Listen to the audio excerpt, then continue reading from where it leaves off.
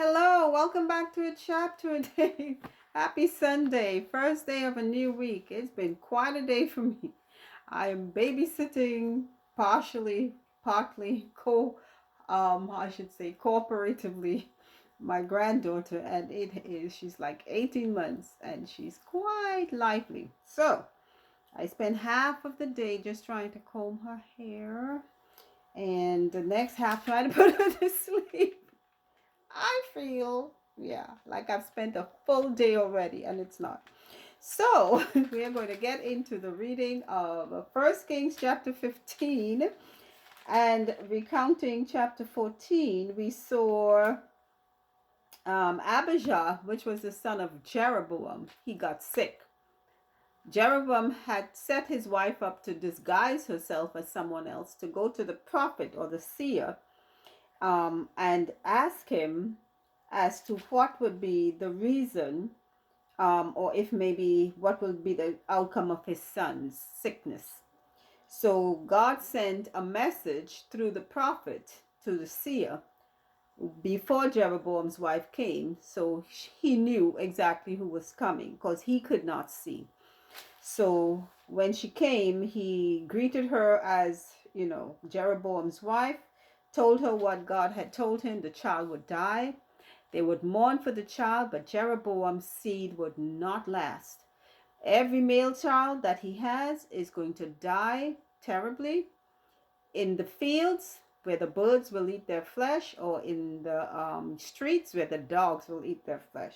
So either which way, they will not have happy endings, because Jeroboam caused the people of Israel to commit idolatry when he made those two golden calves and told them this is their God. He totally was gone out of his way to just anger God. So he and Rehoboam, which was Solomon's son, were always fighting. They had problems with each other throughout their reign, but in the end, God cut off Jeroboam's ruling. He did reign. I think he reigned 40 years, and Rehoboam reigned 17 years. And then Rehoboam's son is now going to be the new ruler. So let's see what happens. Chapter 15. Now in the 18th year of King Jeroboam, the son of Nebat, reigned Abijam over Judah. 3 years reigned he in Jerusalem, and his mother's name was Maacah, the daughter of Abishalom. And he walked in all the sins of his father, which he had done before him. And his heart was not perfect with the Lord his God, as the heart of David his father. Nevertheless, for David's sake, did the Lord his God give him a lamp in Jerusalem, to set up his son after him, and to establish Jerusalem. Because David did that which was right in the eyes of the Lord, and turned not aside from anything that he commanded him all the days of his life, save only in the matter of Uriah the Hittite. So God here is again passing judgment on Jeroboam's seed. His son Abijam is going to be reigning over Judah, and only for David's sake, because David was of the tribe of Judah, coming through the house of Judah, where God promised David there will never be a seed that will not be reigning from the house of Judah. He allowed Abijam to continue after his wicked father Jeroboam, and guess what? He's just as wicked as his father. Verse 6. And there was war between Rehoboam and Jeroboam all the days of his life. Now the rest of the acts of Abijam and all that he did, are they not written in the book of the Chronicles, in the book of the kings of Judah? And there was war between Abijam and Jeroboam. And Abijam slept with his fathers, and they buried him in the city of David, and Asa his son reigned in his stead.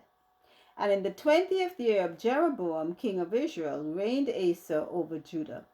And 41 years reigned he in Jerusalem, and his mother's name was Maacah, the daughter of Abishalom.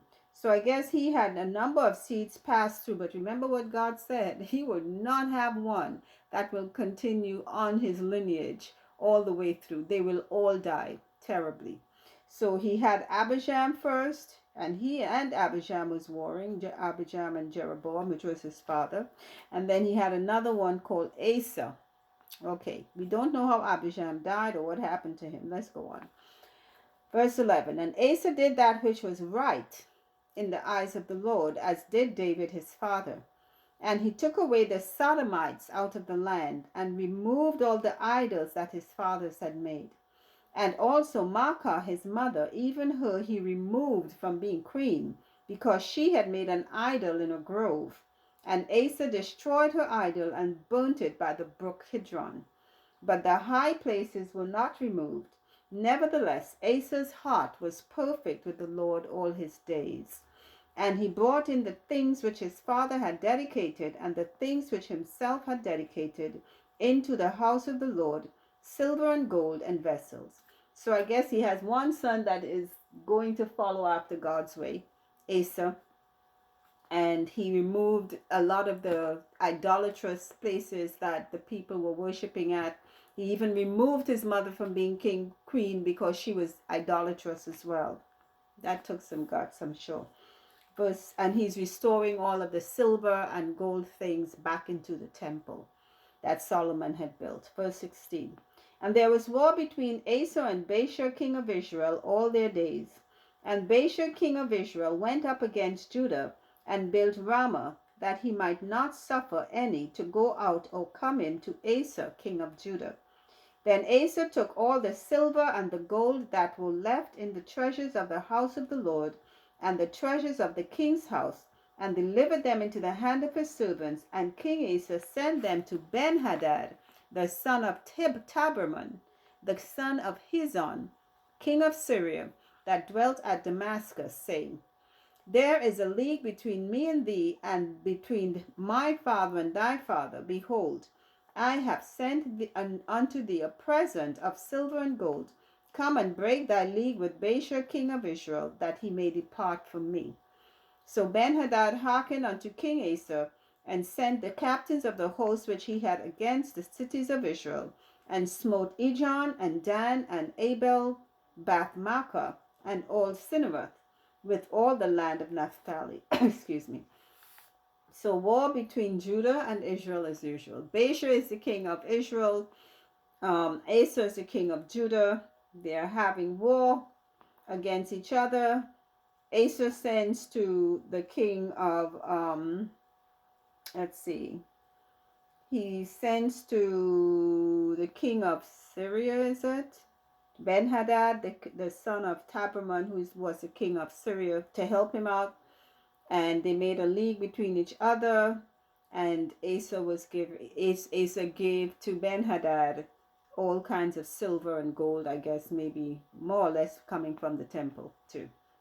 And Ben-Hadad helped him to conquer a lot of the cities of Israel. Now there's a brethren fighting each other more or less, except when he brought in the king of Israel, Ben-Hadad. Verse 21. And it came to pass, when Baasha heard thereof, that he left off building of Ramah, and dwelt in Tirzah. Then King Asa made a proclamation throughout all Judah, none was exempted. And they took away the stones of Ramah, and the timber thereof, wherewith Baasha had builded. And King Asa built with them Geba of Benjamin, and Mizpah. The rest of all the acts of Asa, and all his might, and all that he did, and the cities which he built, are they not written in the book of the Chronicles of the kings of Judah? Nevertheless, in the time of his old age, he was diseased in his feet. And Asa slept with his fathers, and was buried with his fathers in the city of David his father. And Jehoshaphat his son reigned in his stead. And Nadab the son of Jeroboam began to reign over Israel in the 2nd year of Asa king of Judah, and reigned over Israel 2 years. So all of Jeroboam's sons are having short reigns. None of them is reigning anything more than 3 years or so. So let's see what takes place next. So Asa had some diseased feet. He died. He was the king of Judah, and now his the next son, Nadab, another son, Nadab. Remember, these kings had lots of sons. Okay, verse 26. And he did evil in the sight of the Lord, and walked in the way of his father, and in his sin wherewith he made Israel to sin. And Baasha the son of Ahijah of the house of Issachar conspired against him. And Baasha smote him at Gibbethon, which belonged to the Philistines, for Nadab and all Israel laid siege to Gibbethon. Even in the 3rd year of Asa, king of Judah, did Baasha slay him, and reigned in his stead. Brother killing brother. And it came to pass when he reigned, that he smote all the house of Jeroboam. He left not to Jeroboam any that breathed, until he had destroyed him, according unto the saying of the Lord, which he spake by his servant Ahijah the Shilonite, because of the sins of Jeroboam which he sinned, and which he made Israel sin, by his provocation wherewith he provoked the Lord God of Israel to anger. So Jeroboam's son Baasha killed all of Judah, the king of Judah, which was Baasha, killed all of Jeroboam's son, who was the king of Israel, the 10 tribes of Israel.